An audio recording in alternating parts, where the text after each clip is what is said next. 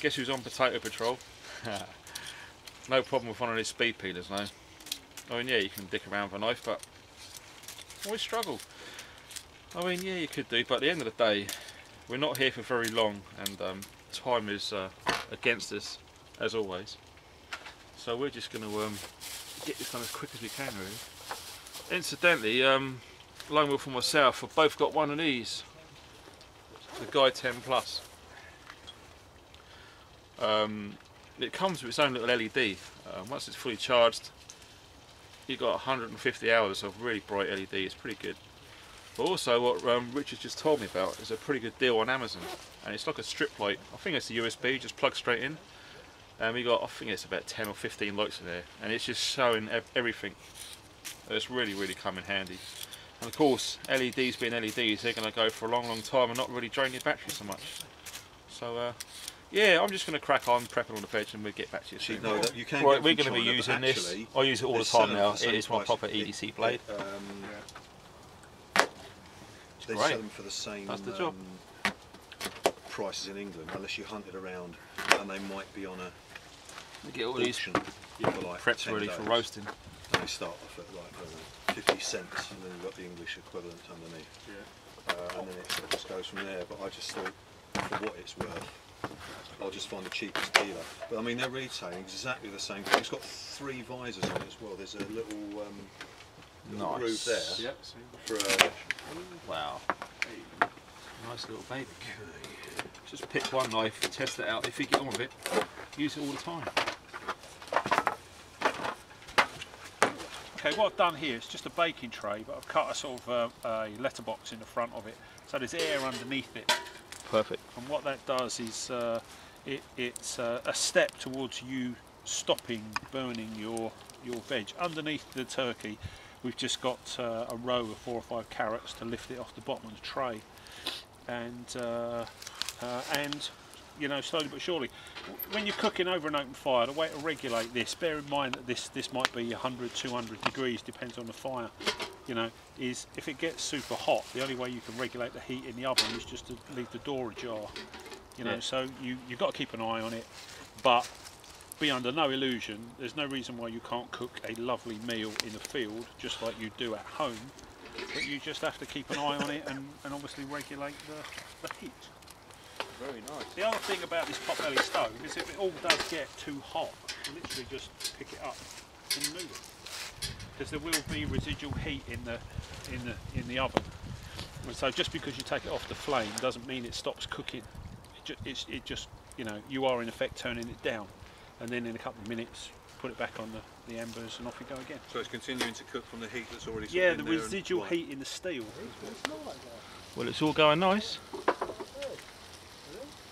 It does take some tending though. You really do have to keep an eye on things with stuff like this, because if you leave it for even 5 minutes without moving stuff or turn on it, I could imagine you could really cock this up. So it's really taking some love and care all this lot. We've got the Christmas pudding in a pot, various veg and roasts all going on, and that pot-belly stove has done a great job with the turkey, and it's kept nice and warm and rested in there for quite a while now, so it's all good. Well, we're going to boil it up and make some gravy. Well, look how nice that turkey's come out, boys and girls. Nice work, Mike. Wow. Let's have a close-up of some yumminess. Mr. Magoo. Well done, my boy. Mr. Magoo turkey roast. It's the most wonderful time of the year, with the kids jingle belling and everyone telling you be of good cheer. It's the most wonderful time of the year. Sausages wrapped in bacon. Man, if only you could smell that. Yummy. There we go, guys. It can be done.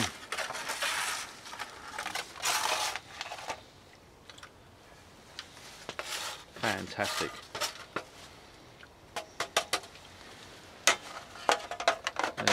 field kitchen. Excellent work, chaps. What a team effort. Everyone's done their bit, and wow. I don't think any of us are going to be hungry after this one.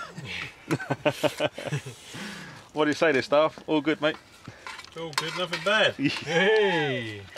That to be said. That is fantastic.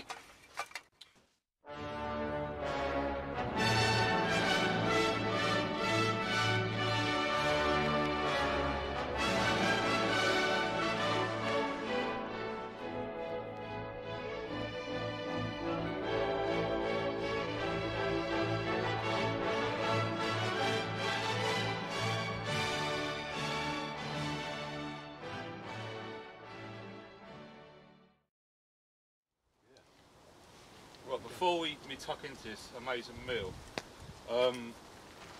what I'd like to do first, very quickly, it's not going to be great or anything like that, but if we could just do a minute's silence and just we'll run with that.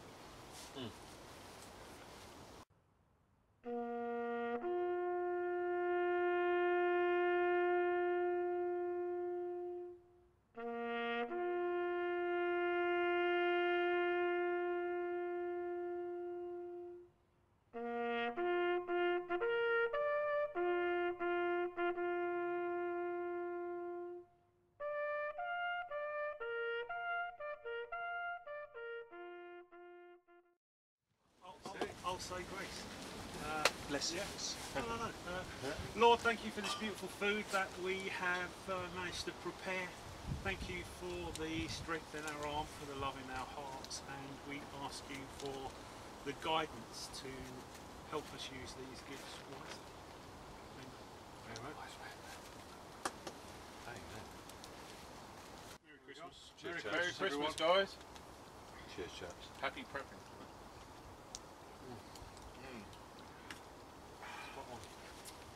Very nice. I'll tell you what will go nice with that.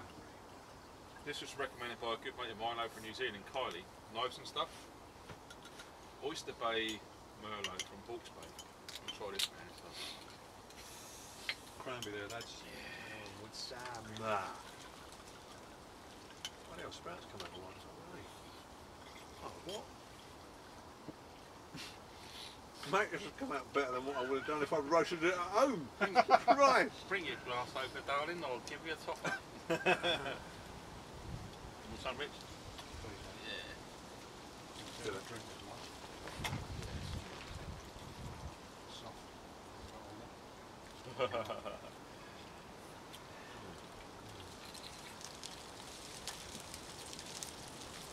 I'd like to see some rat pack do this. MRE. Christmas edition.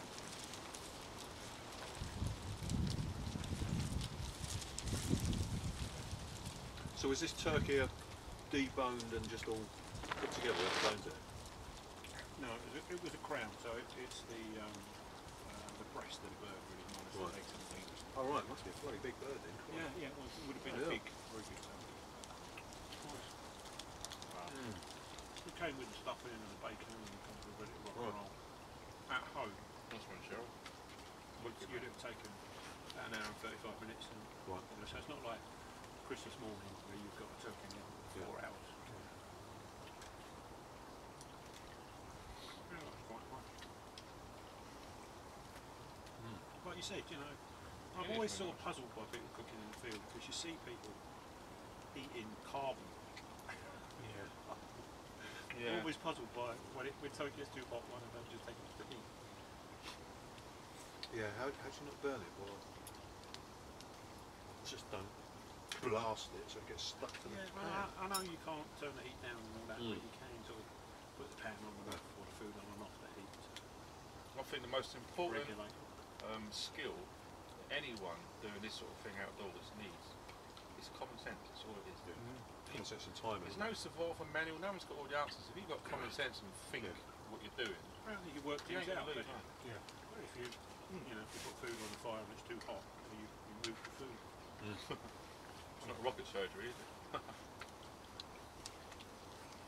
Or brain science. Yeah. Words to that spoonism effect.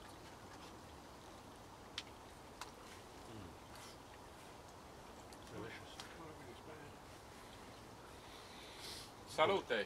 Cheers. See, if we were living in, I think survival initially is absolutely flat out until such time as you've got shelter, you've got water source, you've Some got, sort of routine established. you know, so you get all that in place, and thereafter, like anything in life, you know, maintaining it is a lot easier. You maintain and improve, don't you? Only the situation in the room will dictate how long that takes to happen. Or if you can stay there at all. Of course, yeah. You may have to. Mobiles are key, I think. You may be busy running for your life. That's what we do, a pair of fires like yours. Because after 4 miles we're going to back. Oh my god, my legs don't work anymore. They just stopped all by themselves. Well, that's the thing, I mean, as you get older you have to be accepting of your limitations. You're going to carry less, which means you know, what you carry has to be. I had a 120 litre bourbon jam-packed with every survival goodie that you could think of. But I've just completely fucked the odds. You just like a little kid. This is da-da-da-da-da. It's like someone turning on a light switch. Yeah, it really is. And the other thing is that he doesn't only tell you about the plant in front of you, you know, what he's looking at, or he'll pick things up that are tiny little clusters of flowers, you know. We wouldn't even look at them, would you? Yeah, and he'll say, oh God, you need a lot of these, but, you know, and then he'll give you the ins and outs of that particular plant. But then he'll tell you what it looks like in summertime, and in autumn it goes this colour. That's when you know he knows. Do you know what I mean? To be able to recognise something in like all 4 seasons is just, I mean, it's something amazing skill. You can't get better than that. He was telling me about a thing called fireweed, and I thought what he was talking about was a plant that's great for lighting fires, for kindling, you know, sparks up straight away. But then he started to talk about, but in the summer it has pink flowers, bright green. You know, and it's just like, wow. You just show it off, mate. Well, it's kind of in him. Yeah. I mean, his dad was special. I mean, he's just picked up so much from him, and then Lofty as well. And then having 15 years doing it. Yeah. Man, if there's anything less, you'd think there's something wrong. So I'm glad that he's sharing it. That's the best. If someone could easily keep that. You see a recent But it is Chris's thing. See, he is a survivalist, not a bushcrafter. By his own admission, he will tell you that. You know, and he will say, why on earth would you be so ill prepared that you didn't have a light when you got there? Yeah. How could you in the 21st century not have a light, not value a method of lighting a fire? You know? I don't smoke and anything else, you know, using a fire steel, great, you know, but if you haven't got a lighter or a bottle of matches, I mean, you've already. Let it snow, let it snow, let it snow. Man, it doesn't show signs of stopping. And I brought me some corn for popping. The lights are turned way down low. Let it snow, let it snow.